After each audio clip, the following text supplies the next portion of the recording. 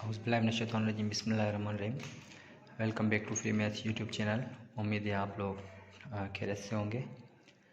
आज हम इस हमारे वीडियो लेक्चर में इंटर की मैथमेटिक्स बुक में से 7.1 के क्वेश्चन नंबर 11 से सॉल्व करेंगे, जो कि हमारा लेक्चर नंबर 3 है इसमें। तो पहले हम वीडियो जो फर्स्ट और सेकंड लेक्चर रिकॉर्ड करके उसमें 10 तक सॉल्व किए हैं, तो इसी एक्सरसाइज को कंटिन्यू कर रहे हैं। क्वेश्चन नंबर 11 में कह रहा है कि आपके पास अगर ए बी जो है वो कह रहा है कि coordinates of a line A B, there are 2 points that trisect A B, find point of trisection. आपके पास यहाँ पे कंडीशन कुछ इस तरीके से है कि मिसाल के तौर पे एक पॉइंट है आपके पास, इसमें यहाँ से इसमें कह रहा है कि एक लाइन जो है वो कौन सी है, ए बी लाइन है। तो ए से लेकर बी तक मिसाल के तौर पे यहाँ पे लाइन ले रहे हैं, ठीक है।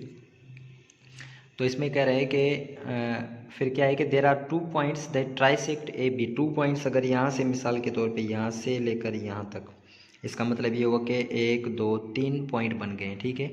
तो इसमें कह रहा है कि find the points of trisection. इसका मतलब है कि इस पॉइंट का, ठीक है, और इस पॉइंट की आप क्या करेंगे, पॉइंट्स फाइंड करें। तो यहाँ से लेकर मिसाल के तौर पे सबसे पहले जब हम यहाँ ए से लेकर बी तक आपके पास क्या है कि अगर हम इसको सॉल्व करेंगे, मिसाल के तौर पे अब 2 रेशो हैं हमारे पास, ठीक है, क्योंकि ट्राइसेक्ट है। तो हम क्या करेंगे, हम सबसे पहले मिसाल के तौर पे फॉर हम सपोज कर लेते हैं कि एम रेशो एन जो है, अगर यहाँ से मैं देखें कि ट्राइसेक्ट है, इसका मतलब है कि अगर यहाँ से लेकर यहाँ तक, ठीक है, अगर मैं ले रहा हूँ कि फॉर एग्ज़ाम्पल यहाँ से लेकर यहाँ तक 1 हिस्सा है, ठीक है, और यहाँ से लेकर यहाँ तक आपके कितने हो गए, 2 हो गए। इसका मतलब कि 1:2 बन गया इसका। और दूसरा फिर हमारे पास क्या होगा, मिसाल अब दूसरा हमारे पास जो होगा वो फिर क्या होगा कि अब नीचे मिसाल यहाँ से लेकर यहाँ तक आपके पास एक हिस्सा है और यहाँ से लेकर यहाँ तक आपके पास 2 हिस्से हैं। तो फिर इसी तरीके से हम इन दोनों के पॉइंट्स फाइंड करेंगे for M N is equal to, अब क्या हो गया आपके पास 2:1। तो देखें कि ये इंटरनल डिवीजन है, इसका मतलब कि इंटरनल डिवीजन का फार्मूला लगाएंगे हम। अच्छा, इंटरनल डिवीजन का फार्मूला क्या होता है कि आपके पास जो पॉइंट है आपने फाइंड जो करना है पॉइंट, ठीक है।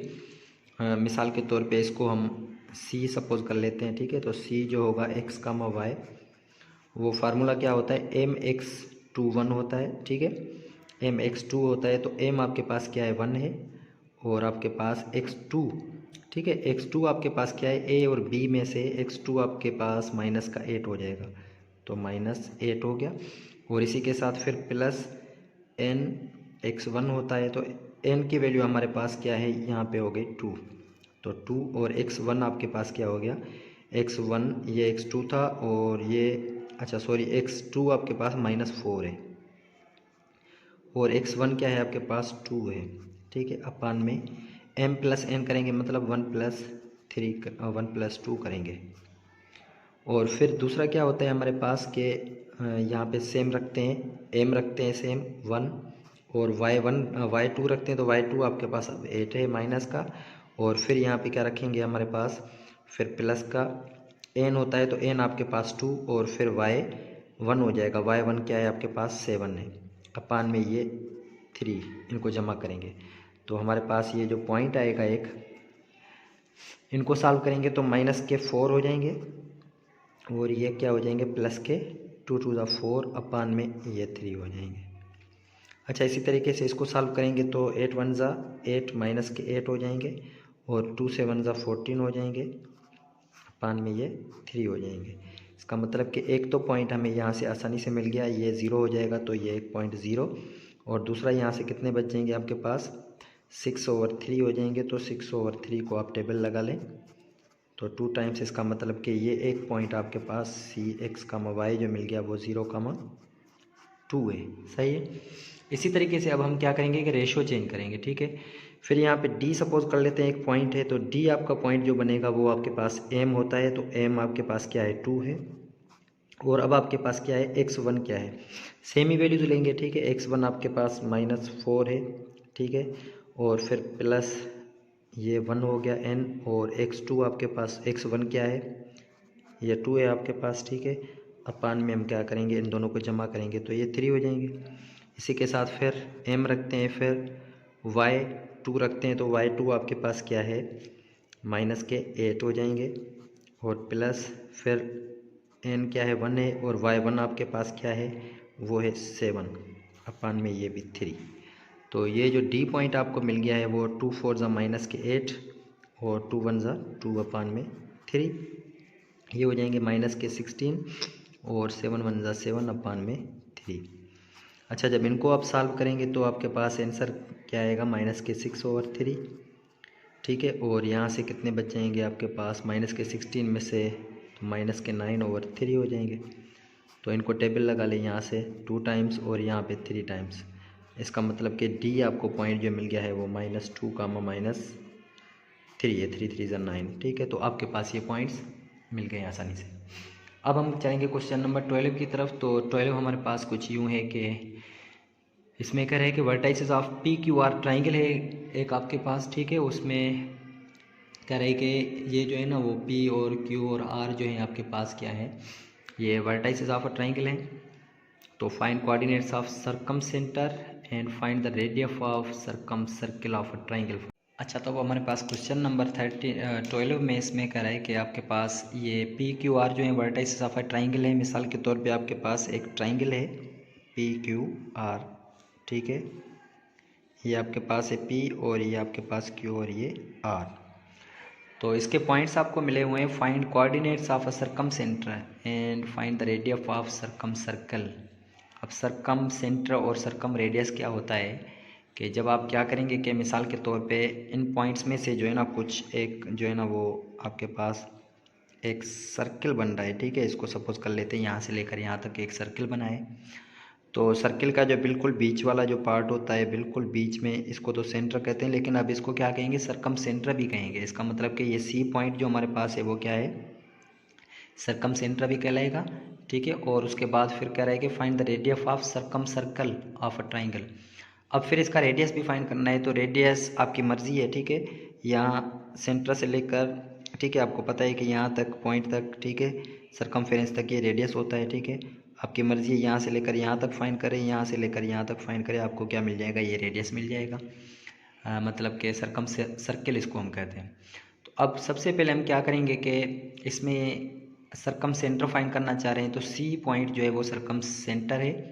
तो इसका मतलब ये हुआ कि यहाँ से लेकर यहाँ तक का डिस्टेंस, यहाँ से लेकर यहाँ और यहाँ से लेकर यहाँ तक का डिस्टेंस सब क्या है आपके पास बराबर होना चाहिए, क्योंकि सर्कल में रेडियस क्या होता है सेम होता है। तो हम क्या करेंगे सबसे पहले हम सी पी फाइंड करेंगे, ठीक है। तो distance between C P find कर रहे हैं मिसाल के तौर पे। तो सी पी का डिस्टेंस हमारे पास फार्मूला होता है x2 - x1 whole square y2 - y1 whole square. इसका मतलब कि सी आपके पास एक्स वाई है मिसाल, तो सी से लेकर पी तक, और पी आपके पास क्या है ये है आपके पास, ठीक है। 2,1 यहाँ लिख लेता हूँ मैं 2,1 और क्यू आपके पास है 5,2 और आर आपके पास है 3,4। तो सी, अच्छा x2 - x1 होता है तो x2 आपके पास क्या है 2 है, माइनस x1 आपके पास क्या है x ही है, तो हम इसको ऐसे रखेंगे इसका होल स्क्वायर। फिर y2 आपके पास क्या है 1 है और माइनस y1 आपके पास y का स्क्वायर। तो C से लेकर P तक का हम डिस्टेंस फाइंड कर रहे हैं, ठीक है। तो इसमें फार्मूला लग जाएगा, आपको पता है फार्मूला क्या लगेगा आपके पास, यहाँ से लेकर यहाँ तक ए स्क्वायर मतलब का 4 स्क्वायर माइनस 2ab होता है, तो माइनस के 2ab मल्टीप्लाई हो जाएंगे तो ये हो जाएंगे 4x हो जाएंगे और फिर प्लस b स्क्वायर, इसका मतलब कि x स्क्वायर। अच्छा, अब इसको सॉल्व करेंगे तो आपके पास प्लस के 1 का स्क्वायर 1 माइनस 2ab होता है, ठीक है, और फिर प्लस b का स्क्वायर। तो यहाँ तक अगर हम इसको और भी थोड़ा सिंप्लीफाई कर रहे हैं तो आपके पास कुछ आंसर यूँ आएगा कि ये एक्स स्क्वायर है और ये आपके पास वाई स्क्वायर है और ये माइनस के 4x हैं और ये माइनस के 2y हैं। कांस्टेंट आपस में जमा करेंगे तो ये कितने हो जाएंगे 5 हो जाएंगे, ठीक है। इसको इक्वेशन नंबर 1 का नाम दे देते हैं। इसी तरीके से हम क्या फाइंड करेंगे C2Q फाइंड करेंगे। तो C2Q फाइंड कर रहे हैं तो C2Q आपके पास देखें कि C आपके पास क्या है ये x है, तो C से Q तक जा रहे हैं तो x2 आपके पास है 5 माइनस x इसका होल स्क्वायर और फिर ये आपके पास 2 पॉइंट है माइनस y का होल स्क्वायर। जब इसको भी सॉल्व करेंगे तो a minus B whole square का फार्मूला लगेगा, ठीक है, A square minus A minus B whole square. इसका मतलब है कि 5 का स्क्वायर 25 हो जाएगा, माइनस 2a भी होता है तो 10x हो जाएंगे और प्लस के एक्स स्क्वायर।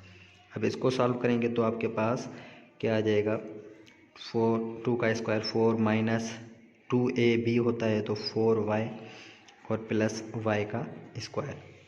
अच्छा, इसको थोड़ा सा रीअरेंज करके लिख सकते हैं हम। तो अब आपके पास पहले एक्स स्क्वायर सेम रखें, फिर वाई स्क्वायर सेम रखें, और फिर माइनस के 10x सेम रखें, और फिर y की वैल्यू क्या है, माइनस के 4y 25, और आपके पास क्या है, ये 29 हो जाएंगे। तो यहाँ से 29, इसको हम इक्वेशन नंबर 2 का नाम दे देते हैं। इसी तरीके से आपके पास बाकी एक पॉइंट बचा है, वो क्या है, आपके पास CR है, ठीक है। तो CR फाइंड करने के लिए ये सेम फार्मूला, तो CR आपके पास क्या है, x2, तो x2, अच्छा CR आपके पास क्या है, 3 है, तो 3 माइनस एक्स का होल स्क्वायर, फिर 4 माइनस वाई का होल स्क्वायर। चलें ठीक है, इसको इसी में रखते हैं, फिर सॉल्व करते हैं।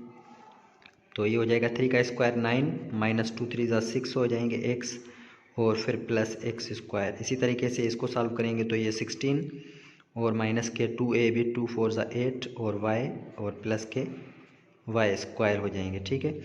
तो अब हम इसको भी रीअरेंज करके रखेंगे तो ये CR हो गया आपके पास, अंडर रूट में क्या बच रहा है, पहले एक्स स्क्वायर रखेंगे,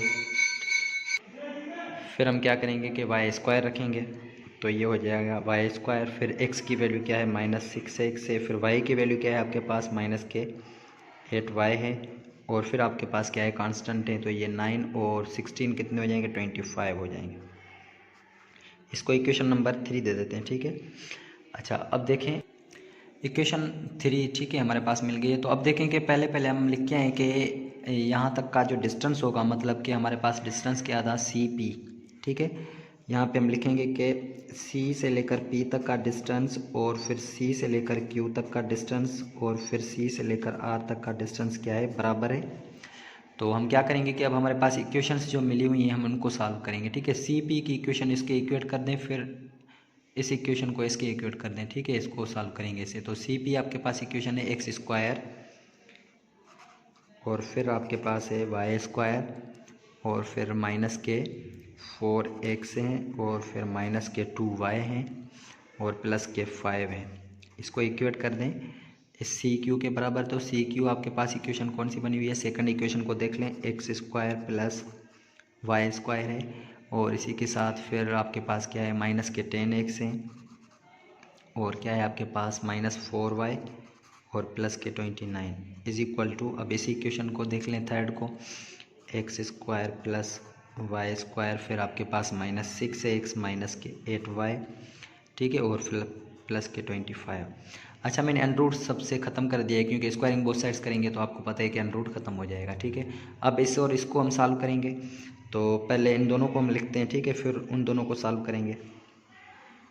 थोड़ा सा यहाँ पे मैं लिख लेता हूँ, एक्स स्क्वायर को Y square minus 4x minus 2y plus 5, इसको इक्वेट करें पहले इसके साथ, तो ये हो जाएगा X square Y square minus 10x minus 4y और प्लस के 29, और फिर इसको आप क्या करेंगे, इसके इक्वेट कर दें, तो ये हो जाएगा X square Y square minus 10x minus 4y और प्लस 29, इसको इक्वेट कर दें इसके, X square Y square minus 8x minus 8y और प्लस के 25।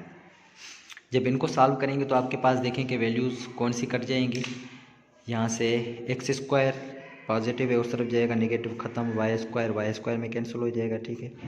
इसी तरीके से यहाँ से भी एक्स स्क्वायर वाई स्क्वायर ख़त्म हो जाएंगे। अब हम जब इसको सॉल्व करेंगे तो आपके पास एक रकम बच जाएगी माइनस के 4x, ठीक है, और यहाँ से रख लेते हैं माइनस 4x और माइनस 2y प्लस के 5, और ये इस तरफ वाले हैं तो इस तरफ लेकर आए, प्लस के 10x हो जाएंगे, और ये माइनस के हैं तो प्लस के 4y हो जाएंगे, इस तरफ आ जाएंगे तो माइनस के 29 इज इक्वल टू 0। तो यहाँ माइनस और 10 तो 6x बच जाएंगे आपके पास, और माइनस 2y और प्लस 4y प्लस के कितने बच जाएंगे, 2y बच जाएंगे। 29 में से 5 माइनस कर दें तो माइनस के कितने बच जाएंगे, 24 इज इक्वल टू 0। इस सब में से 2 को आप कॉमन ले लें और डिवाइड करा दें तो ये कितने बन जाएगा आपके पास, 3x और प्लस के y और माइनस के 12 इज इक्वल टू 0। इसको आप इक्वेशन नंबर 1 का नाम दे दें। इसी तरीके से हम इस इक्वेशन को सॉल्व करेंगे तो आपके पास देखेंगे क्या है, माइनस के 10x है, उस तरफ जाएंगे तो प्लस के 10x, ठीक है, ये सेम रखते हैं, माइनस के 6x और माइनस के 8y प्लस के 25, ये माइनस के हैं तो उस तरफ जाएंगे प्लस के 10x, माइनस के 4y उस तरफ जाएंगे प्लस के 4y, प्लस के 29 उस तरफ जाएंगे माइनस के 29 इज इक्वल टू 0। तो यहाँ से हल करेंगे तो ये आपके पास 4x बच जाएंगे और यहाँ इसमें से माइनस के 4y बच जाएंगे। अच्छा, 29 में से 25 प्लस से जाएंगे माइनस के 4 बच जाएंगे इज इक्वल टू 0। इसको और भी सिंप्लीफाई करें, 4 से डिवाइड करा दें तो ये हो जाएगा x minus Y minus 1 is equal to 0। इसको इक्वेशन नंबर 2 का नाम दे दें। अब इक्वेशन 1 और 2 को हम सॉल्व करेंगे x और y के लिए, ठीक है। तो हम यहाँ से लेकर अगर x की वैल्यू फाइंड करना चाह रहे हैं तो x इज इक्वल टू क्या हो जाएगा, ये माइनस का y उस तरफ जाएगा प्लस का और ये प्लस का 1 हो जाएगा, ठीक है। अब इसको हम क्या कर रहे हैं कि सब्सटीट्यूट कर रहे हैं, put in equation number 1। Equation number 1 में जब सब्सटीट्यूट करेंगे तो x की जगह पे तो ये हो जाएगा 3, x की वैल्यू क्या है y plus 1 plus y same minus 12 is equal to 0। तो जब इसको हम सॉल्व करेंगे तो आपके पास ये हो जाएगा 3y प्लस के 3 और प्लस के y minus 12 is equal to 0। एक y की वैल्यू 3 और y कितने हो जाएंगे, 4y हो जाएंगे। ये यहाँ से बच जाएंगे कितने, माइनस के 9, माइनस के 9 उस तरफ जाएंगे तो प्लस के 9 हो जाएंगे, ठीक है, 9। अच्छा, 4 यहाँ पे मल्टीप्लाई कर रहा है, उस तरफ जाकर डिवाइड, तो y इज इक्वल टू आपके पास क्या मिल जाएगा, 9/4 मिल जाएगा, ठीक है। y की वैल्यू हमारे पास ये मिल गई है। अब y की वैल्यू तो मिल गई, अब हम क्या करेंगे कि हम इसमें पुट इन इक्वेशन नंबर 3 में पुट करेंगे। ये सपोज कर लेते हैं ये 3 इक्वेशन है तो x की वैल्यू मिल जाएगी, x is equal to y की वैल्यू क्या है आपके पास, 9/4 और प्लस 1। तो इसको जब सॉल्व करेंगे तो ये 4 1 ज़ा 4 और ये 13 हो जाएंगे, 13/4 हो जाएंगे।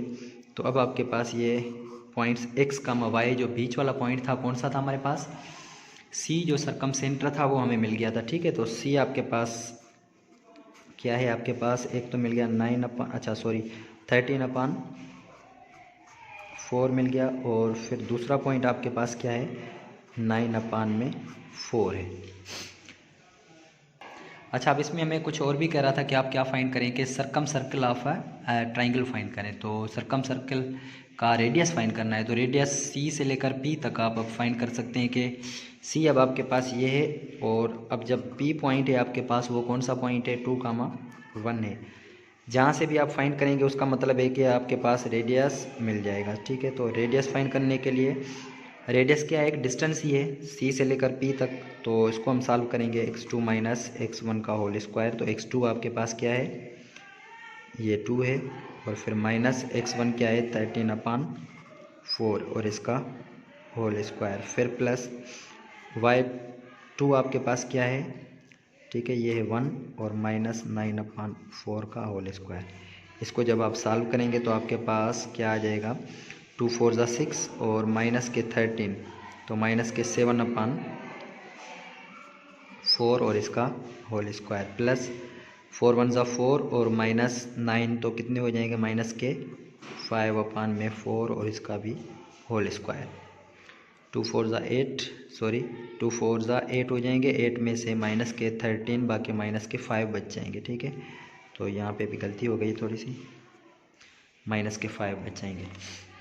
अच्छा, इसका स्क्वायर और इसका स्क्वायर सॉल्व करें तो आपके पास रेडियस जो मिल जाएगा वो आपके पास क्या है, 25/4 और ये भी 25/4 हो जाएगा। तो ये हो जाएंगे 25, इसका मतलब कि 50/4 हो जाएंगे। 4 का रूट निकल रहा है, ठीक है। तो 4 का रूट आपके पास 2 आ गया और 50 का रूट देखें कि निकल रहा है कि नहीं निकल रहा। तो 50 को हम कैसे लिखेंगे, हमारे पास क्या है, 5 × 2 हो जाएंगे। इसका मतलब कि 5√2 आपके पास इसका आंसर आ गया है। ठीक है, तो हमारे पास अब इसका ये पॉइंट हमें मिल गया है रेडियस। अच्छा, तो अब हमारे पास क्वेश्चन नंबर 13 जो है उसमें कह रहा है कि A B is divided into 20 equal parts. यहाँ पे आपको क्वेश्चन में कह रहा है, इसमें कह रहा है कि एक ए और बी जो है वो पॉइंट्स आपको मिले हुए हैं, तो आप कोऑर्डिनेट्स फाइंड करें P13 के। अच्छा, तो सबसे पहले यहाँ पे थोड़ा सा देख लें, यहाँ थोड़ी मिस्टेक हमने की हुई है। इसका जब स्क्वायर सॉल्व करेंगे तो ये 16 हो जाएगा। ठीक है, इसको थोड़ा सा सही कर लेते हैं। 16 हो जाएगा और नीचे भी कितने 16, तो नीचे ये 16 हो जाएंगे। इसका मतलब ये हुआ कि इसका अंडरूट जब निकालेंगे तो 4 अंडरूट आएगा, सॉरी। ठीक है। अच्छा, अब यहाँ पे देख लें कि इसमें हमारे पास ए बी जो है, मिसाल के तौर पे यहाँ से लेकर ए पॉइंट है और यहाँ से लेकर आपका एक पॉइंट है, क्या है, बी तक पॉइंट है। तो इसमें कितने पार्ट्स कह रहे हैं कि इसमें आपके पार्ट्स जो है वो P1 P2 और P3, मिसाल के तौर पे P13 यहाँ पे है और यहाँ से लेकर P19 तक, मतलब 20 इक्वल पार्ट्स हैं। तो इसमें कह रहे हैं कि आप क्या फाइंड करो, P13 के जो ना कोऑर्डिनेट्स फाइंड करो। तो सबसे पहले हम देखेंगे कि यहाँ P13 जो है वो यहाँ पे हमारे पास क्या है कि 20 इक्वल पार्ट्स है। तो यहाँ से लेकर यहाँ तक जब हम इसको सॉल्व करेंगे तो हमारे पास देखें कितने हिस्से हो जाएंगे, 13 हो जाएंगे। और यहाँ से लेकर यहाँ तक फिर आपके पास कितने हो जाएंगे, 7। तो हमारे पास एम ये रेशो मिल गया और एन आपके पास ये रेशो मिल गया है। ठीक है, तो अब हम क्या करेंगे कि हमारे पास ए पॉइंट बी पॉइंट है, इसका मतलब कि इंटरनल डिवीजन का फार्मूला लगेगा इसमें। तो इंटरनल डिवीजन में हमारे पास क्या है कि क्या फाइंड करना है हमने, P13 फाइंड करना है। तो P13 जो है वो इंटरनल डिवीजन है। तो हम यहाँ पे क्या रखेंगे, पहले m रखते हैं। तो m आपके पास क्या है 13 और फिर हम क्या रखते हैं x। ठीक है, तो x आपके पास कौन सा है, x1 यहाँ पे रखें, x2 रखते हैं। तो x2 है आपके पास और फिर हम क्या रखेंगे, तो x2 हमने यहाँ पे रखा है। तो x2 आपके पास सॉरी 10 है यहाँ पे। ठीक है, ये x1 y1 x2, तो यहाँ पे हम 10 रखेंगे, 10 और फिर प्लस n x1 होता है। तो x1 क्या है आपके पास, n की जगह पे हम क्या पुट करेंगे, 7 पुट करेंगे यहाँ पे। तो 7 और आपके पास क्या है यहाँ पे x1 तो 2 है आपके पास, अपान में m प्लस n रखते हैं। तो m और n का सम क्या होगा, ये हो जाएगा 13 प्लस 7 हो जाएगा। अब यहाँ पे सेम तरीके से m रखेंगे और फिर y2 रखते हैं। तो y2 आपके पास क्या है, ये y1 है, y2 11 है और फिर प्लस n आपके पास क्या है 7 है। तो y1 क्या है आपके पास 3 है, अपान में 13 प्लस 7 रखेंगे। अब इसको जब सॉल्व करेंगे तो हमारे पास P13 के जो कोऑर्डिनेट्स मिल जाएंगे वो क्या हो जाएंगे, यहाँ पे 10 को मल्टीप्लाई करेंगे, ठीक है, 13 के साथ। तो ये कितने बन जाएंगे, 130 बन जाएंगे, प्लस के इनको मल्टीप्लाई करेंगे तो 14, अपान में आपके पास 20। अच्छा, ये इसको ज़रब करेंगे तो आपके पास कितने मिल जाएंगे, तो जब इनको ज़रब करेंगे तो आपके पास 143 आ जाएंगे और फिर प्लस ये कितने हो जाएंगे, 21 हो जाएंगे, अपान में कितने हो जाएंगे आपके पास 20 हो जाएंगे। तो जब इसको सॉल्व करेंगे तो आपके पास कितने आ जाएंगे, 144 अपान में 20 और आपके पास इसको जब सॉल्व करेंगे तो आपके पास कितने आ जाएंगे, 164 हो जाएंगे। ठीक है, 164 अपान में 20।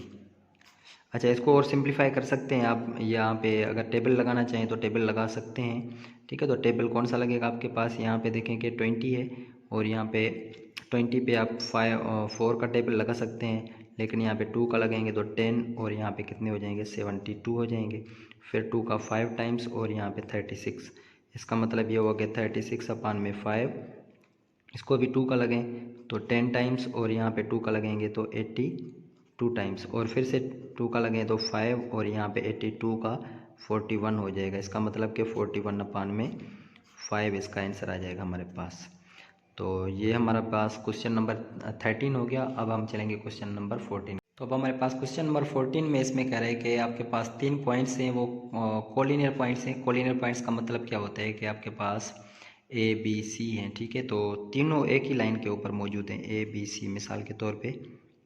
और इसमें कह रहा है कि ए सी का जो डिस्टेंस है वो क्या है आपके पास 10 यूनिट्स है। इसका मतलब कि ए और सी, इसका मतलब ये टोटल जो लाइन है उसमें क्या है आपके पास ये 10 यूनिट्स की है। ठीक है, तो दूसरा क्या है कि बी एक पॉइंट है, मिसाल के तौर पे यहाँ पे ले लेते हैं। ठीक है, बी पॉइंट यहाँ पे, तो उसमें कह रहा है कि 3 and the coordinates of A and B are, A और बी हमारे पास क्या है कि मिला हुआ है।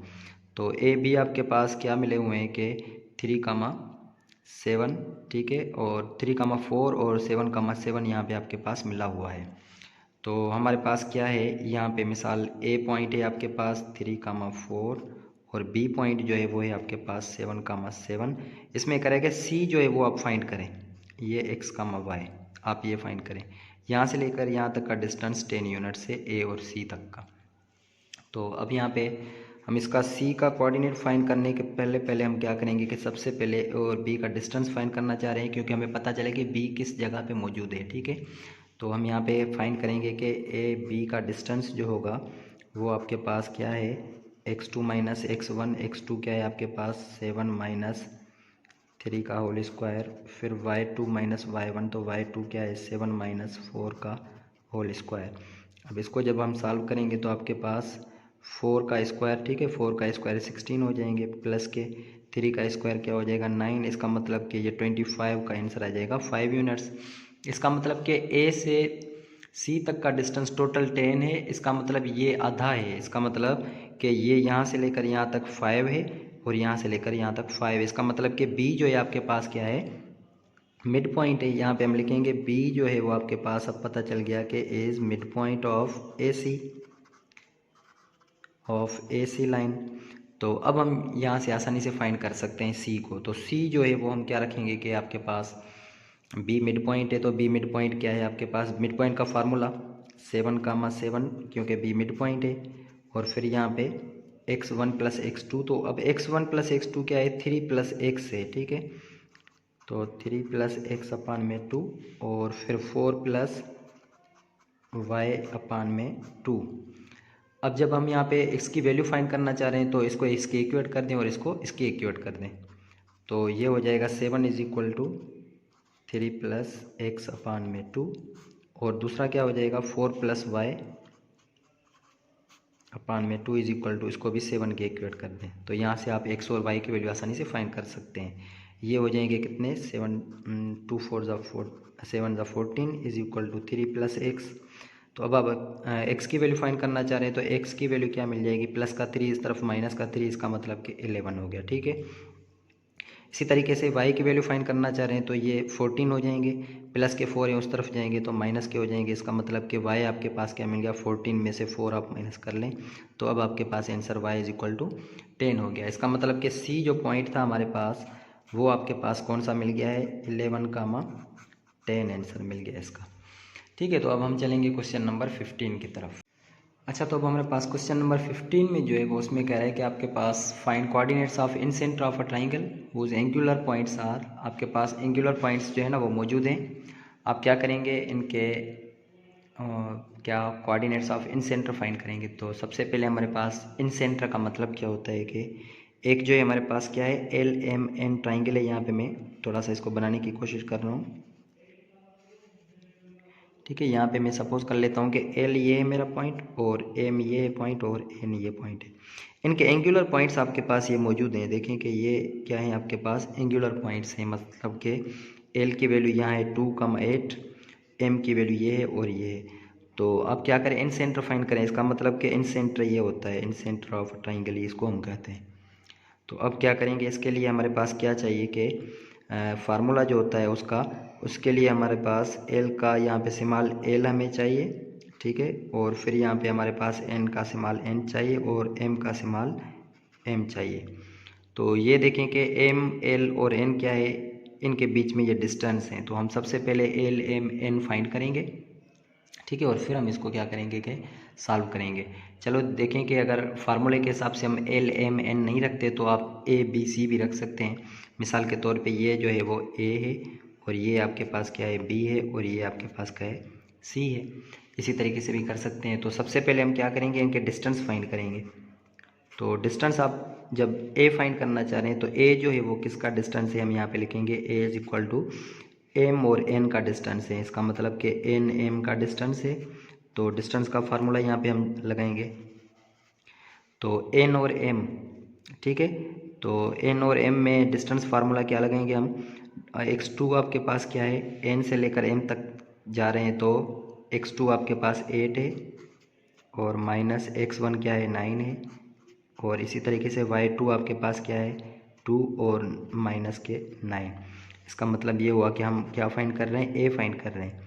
तो अब अंडर रूट में आंसर आ जाएगा इसका, ये 1 का स्क्वायर 1 होगा, प्लस ये माइनस के 7 का स्क्वायर कितना हो जाएगा, 49 हो जाएगा। तो ये हो जाएगा 50 हो जाएगा, और 50 का अंडर रूट क्या होता है, 5√2 होता है। इसका मतलब कि ये ए पॉइंट हमें मिल गया। इसी तरीके से अब क्या करेंगे, हमारे पास बी पॉइंट है। अब बी पॉइंट फाइंड करने के लिए बी जो है वो डिस्टेंस किसका है, ये एल और एन का, ठीक है, एल और एन का डिस्टेंस है।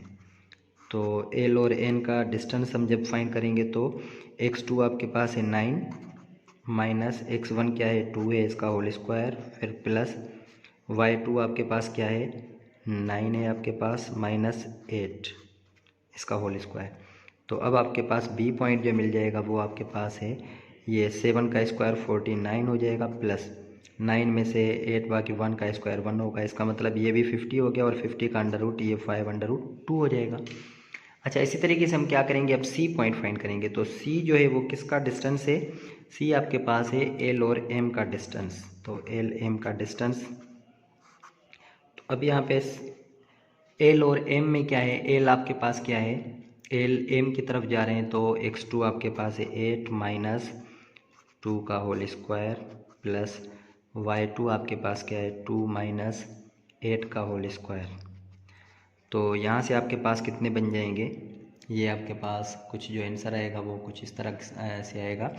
अच्छा, पहले देख लें कि एल और एम की तरफ जा रहे हैं। तो एल और एम आपके पास, एल और एम 8 माइनस 2 और 2 माइनस 8 यहाँ पर सही रखा है। तो ये कितने बन जाएंगे, 6 का स्क्वायर हो जाएगा, 6 का स्क्वायर 36 हो जाएगा, और यहाँ से भी आपके पास 6 बच जाएंगे तो इसका भी स्क्वायर 36 आ जाएगा। तो 36 प्लस 36 करेंगे तो आपके पास 72 आ जाएंगे।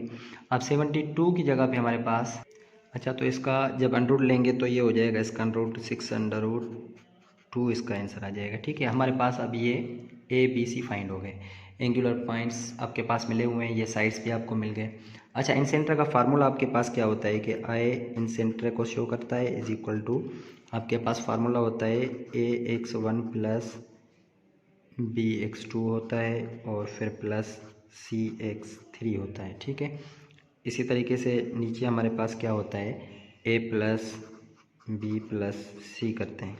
इसी तरीके से आप क्या करेंगे कि आप y के साथ भी करेंगे तो ये हो जाएगा ay1 plus by2 plus cy3 अपान में आपके पास ये पॉइंट्स ऐड कर दें a प्लस बी प्लस सी। तो ये फार्मूला है इसका इन सेंटर का। अब हम यहाँ पे इन सेंटर आसानी से फाइंड कर सकते हैं। अब आपको समझ में आ गया होगा कि ए बी सी हमने क्यों फाइंड किए। ठीक है, ए देखें आपके पास क्या है और x1 क्या है। ए आपके पास है 5√2, तो 5√2, और x1 की वैल्यू क्या है, x1 यहाँ पे एल एम एन है, तो x1 आपके पास क्या है 2 है।